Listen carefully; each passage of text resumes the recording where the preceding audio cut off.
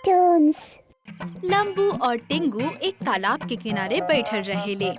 यार अपन क्रिसमस वाला प्लान तो पूरा तरह से खराब हो गईल, लेकिन नया साल हम खराब ना करल चाहेनी। वो हमार वजह से खराब ना भाई। आज इसे लाइव चेत होती, गोवा में बड़ा दिन के छुट्टी मनावत होती, तू सब बर्बाद कर देला। अरे यार तू कब तक हमरा से नाराज रहबा? अब हमरा के माफ भी कर दा यार, और आगे के प्लान बनावा। ठीक बा, एगो और प्लान बा हमरा लगे, अभी भी गोवा में घूमे के। तो फिर सोच का रहल बड़ा, घुमावा अपना जादू के झड़ी और करा अपन जादू।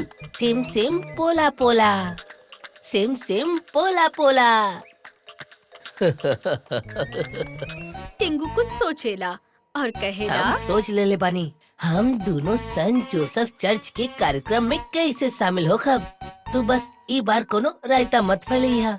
हम करोड़पति पीटर बानी, बस हमने के सबके यह सिद्ध करेगे बा, बाकी के काम हमार। फिर दोनों कपड़ा के किराए के दुकान पे जाके सूट और टाई पहन लेवेले और सेंट जोसेफ चर्च पहुंच जाएले। दोनों के पर्सनालिटी एकदम अलग लागेला। सर आप खड़ा काहे बानी, बैठ जाई ना, हम आपके जैकवार कौनो सुरक्षित जगह लगा के आवतानी। यहाँ सब मिडिल क्लास लोग लगत रहे हमरा के। अरे इटली में ता ऐसा लोगन के खातिर हम 10 बस्तियां बसा देले बानी। जैगवार के काहे नुकसान कर दी ही ये लोग। आप समझ न रहल बड़े सर, ये लोग बहुत ही चालू होखेले। ठीक बा। आसपास के लोग दोनों के बात सुनत रहेले और अत्यधिक प्रभावित होखेले। ओ भैया, ई त कौनो बहुत अमीर आदमी लागेला। हाँ हाँ, इटली में बस्ती बसा के आयल बा, ये हम लोगन के भी मदद करी। देखिया तू। हमके तो लग रहल है ये सेंटा क्लॉज ही बड़े, जौन हमनी सबके खातिर खुद ही आ गइल बड़े। थोड़ा देर में लंबू वापस अंदर आ जाएला और प्रेयर शुरू हो जाएला। दोनों प्रेयर करेले। चर्च के खास व्यक्ति जो उनका देखत रहेले, प्रेयर खत्म होते ही उनका पास आवेले।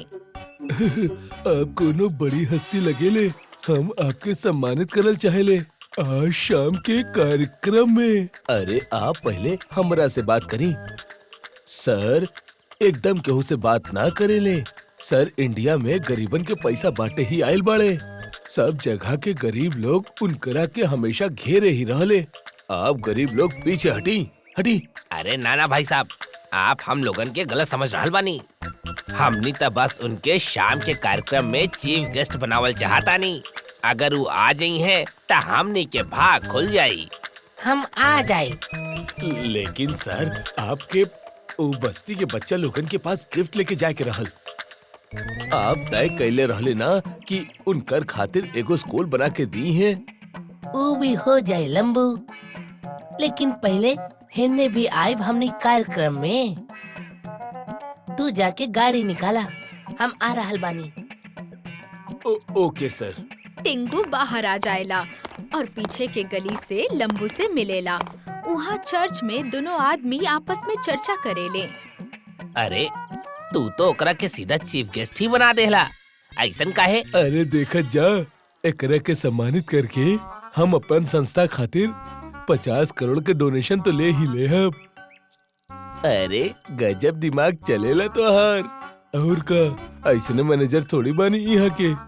आज शाम कुछ गिफ्ट देके हम इनकरा के अपन बना ले हब और इनके मूर्ख बना दे हब।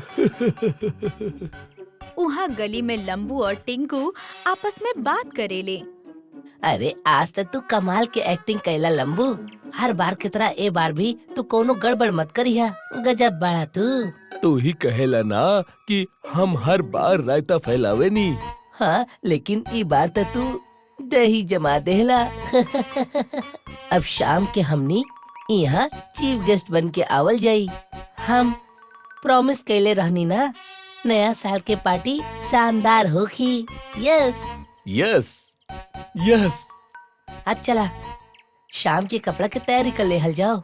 शाम के दोनों तैयार होके आ जाएले। कार्यक्रम शुरू हो जाएला। आज हमनी के बीच कार्यक्रम में मौजूद बाड़े इटली के सबसे बड़ समाज सेवक। ये हमनी के देश भी समाज सेवा करे आयल बाड़े। हम चाहतानी कि ई मंच पे हमनी के बीच आके 2 शब्द कहीं। सब ताली बजावे लागेले। टिंगू एकदम से सूट बूट में मंच पे आ जाएला। Thank you.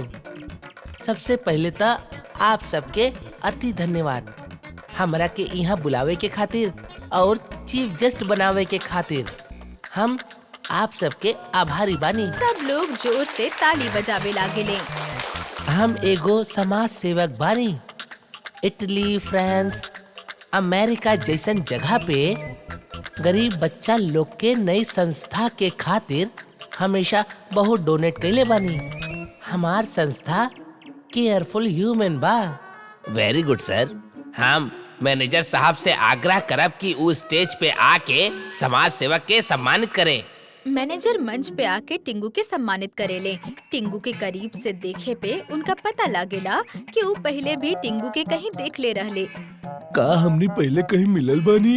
लंबू जे टिंगू के एकदम पीछे खड़ा रहेला, वो कहेला, आप कैसे मिली है सर के? उता इंडिया पहली बेरी आयल बाड़े। पता न, मगर हमरा के ऐसा लगा था कि हम इनकरा के बहुत करीब से जानीला और कुछ दिन पहले ही इनसे मिलल रहनी। देखनी सर, हम कहले रहनी ना आपके, एक गरीब लोग हर जगह अपन पहचान निकाल लेवेले। इनकरा के बस डोनेशन से मतलब बा। ऐसा ना बोले ले मिस्टर लंबू। हम इनकरा के फिर भी 50 करोड़ के डोनेशन दे देहब। ई हमरा के इतना सम्मानित कैले बाड़े। मैनेजर मंच से नीचे आ जाएले, लेकिन वो लगातार सोचत रहेले कि कहीं ना कहीं ये दोनों के देख ले ही बाड़े। तभी पादरी आ जाएले और उनका पीछे पीछे सेंटा भी कार्यक्रम में प्रवेश करेले। God bless you all. सब बैठ जा हमार बच्चा लोग।